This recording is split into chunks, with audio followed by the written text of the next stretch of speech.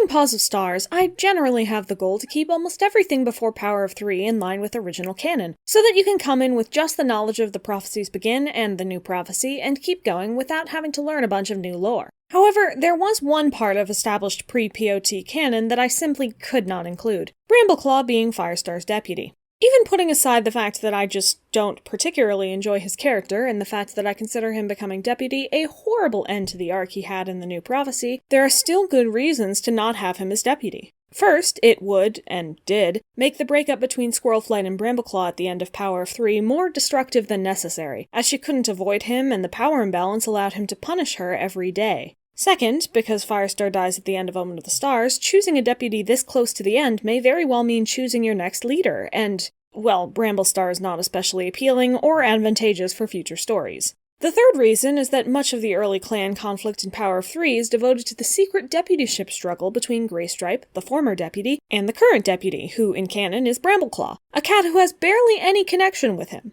I personally believe that this conflict could become much richer if there was some personal connection to pull on between the two deputy candidates. Brambleclaw being in the deputy struggle did give the advantage of Hollypaw, Jaypaw, and Lionpaw being more personally invested in the conflict, since their father's position was at stake. However, I think it could have been even better if their family wasn't directly involved, so that we could see a wider range of clan politics and become interested in more cats in ThunderClan, as was more common in the first arc. In that case, I could instead choose someone who had a connection to Graystripe. So with Brambleclaw out of the running, who else could be chosen as deputy? Well, if the choice was made back in the Darkest Hour, after Whitestorm's death, I would immediately go for Sandstorm or Longtail. But things changed since then. Sandstorm already had her role as the best hunter in the clan, Firestar's mate, and a great senior warrior. And Longtail?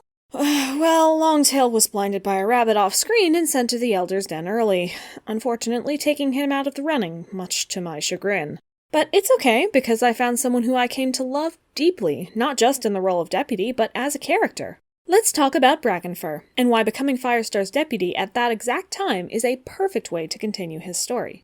From his first days as an apprentice, it was clear that Brackenpaw was far more reserved and thoughtful compared to his excitable sister, serious and determined to learn all he could. However, on that very first day, Graystripe fell into the frozen river and met Silverstream, leaving him with a couple weeks of sickness and a few months of distraction as he ran off to meet his secret girlfriend. Due to both of these factors, Fireheart attempted to train him alongside Cinderpaw, something that became much easier when Cinderpaw was hit by a car and no longer went with them for training. With one mentor and one apprentice from the pairs gone, Fireheart was effectively Brackenpaw's mentor. Certainly more than Graystripe ever was, and perhaps more than Fireheart was Cinderpaw's mentor. The two spent a lot of time together in various battles, training, and patrols, and Brackenpaw continuously proved himself to be brave, strong, caring, and level-headed. He was never the loudest voice in the room, and he didn't get as much focus as his sister or mentors, but he must have been remarkably strong to get through seeing his sister permanently injured and feeling abandoned by his given mentor, something he did mention to Fireheart as really hurting him.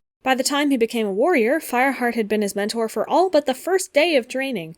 And soon after, Graystripe left with his new kits to join RiverClan instead.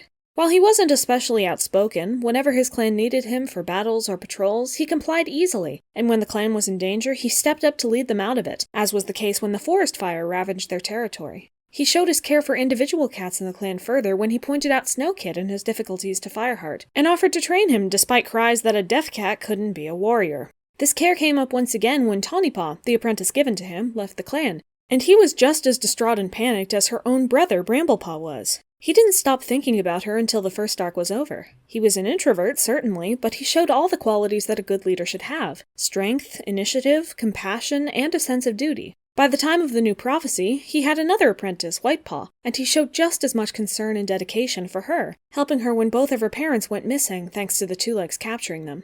This was also where we got to see his ability to work with a variety of warriors, even those he wasn't all that close to, like Mousefur and Reedwhisker, both of whom, when the topic of a new deputy came up, suggested him. Along the great journey, he carried kits from other clans, even managing to save one from an eagle with a heroic leap that didn't save Snowkid, and helped gather herbs for other clans' elders. Even when Brambleclaw seemed to be favored as the choice for deputy, Brackenfur helped to reassure cats like Mousefur, who supported him, that Brambleclaw would be a good deputy, showing his humility and ability to accept a leader's choice in a way that someone like Mudclaw never could. Soon after, he and Sorreltail found they were expecting kits, and he managed to strike a balance between nurture and oppression, and began speaking up more in clan matters.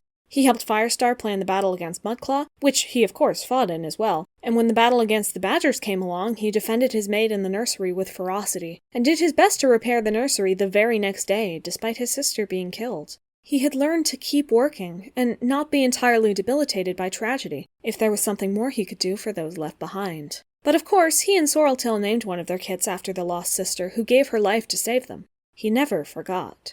When it finally was time to choose a deputy, Firestar even considered Brackenfur before Leafpool received her StarClan sign telling them Brambleclaw should be deputy instead. Brackenfur supported the choice, but this was evidence enough for me that Firestar was capable, in another timeline, of making Brackenfur his deputy.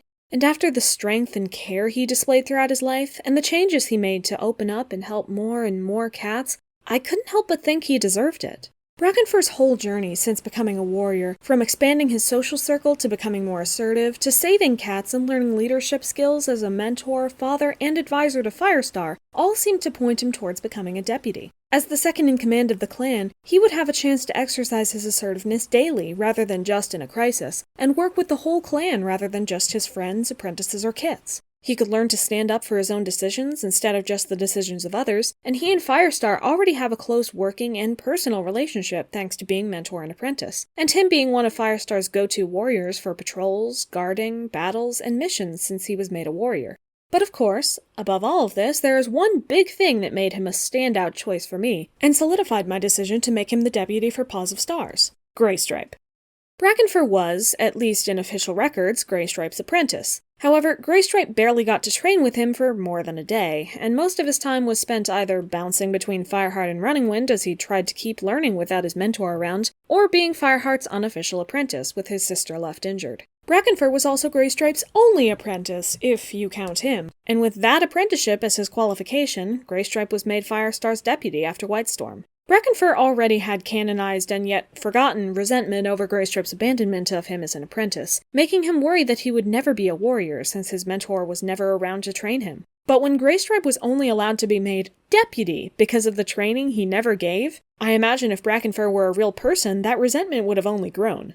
Brackenfur showed himself before Graystripe's promotion and since to be more selfless and reserved, so I doubt he would ever openly condemn Graystripe or ask him to be demoted. But if he was the alternative candidate for deputy, and he had the chance to learn the strength necessary to fight for his own position, Brackenfur would finally have a chance to declare his own worth and point out to Firestar's old friend just how little he deserves the position he's being offered again. So that's what I did. But of course it isn't what canon did. The real books didn't even understand through to the end of the first arc that Brackenfur was scorned by Graystripe, and they certainly didn't understand that Graystripe was a poor mentor and choice for deputy. That is something we have to imagine for ourselves. And honestly, I'm glad I did, because I came to love Brackenfur so much more than I ever anticipated. And really, this is something you can do for yourself with a whole lot of characters and warriors. Brackenfur has been our synonym for cardboard characters in this fandom for years, and I had always agreed with the sentiment, not seeing much deeper to him than nice, strong background Tom. But delving deep into a cat's story, thinking about how their experiences would and could affect them, you sometimes come out with a character who could make a story all on their own. Thank you for watching, and always remember to stand up for yourself as much as you stand up for others.